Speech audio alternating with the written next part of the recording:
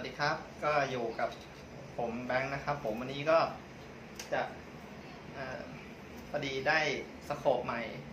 นะฮะมันก็ไม่ได้เพิ่มในเรื่องของความแรงอะไรของปืนนะครับแต่ว่ามันเพิ่มความแม่นยำไม่เฉยนะฮะแล้วตัวนี้ก็ขนาด4-16 x 50 มิลนะฮะสโคปตัวนี้มันก็จะเพิ่มความดุดันขึ้นมาหน่อยนะครับประมาณนี้ที่สำคัญคือสโคปตัวนี้มันมีไฟนะครับก็พอดีพื้นที่มันไม่ค่อยอำนวยเนาะเดี๋ย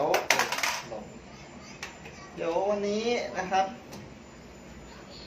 จะไปลองยิงโทรศัพท์นะดูดิว่ามันจะเป็นยังไงนะครับ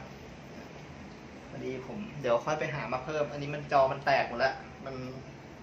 นไม่ได้ใช้แล้วอะไรเงี้ยเดี๋ยวจะไปหามาเพิ่มอีกแล้วเรามาลองยิงดูนะครับว่ามันจะเป็นยังไงครับ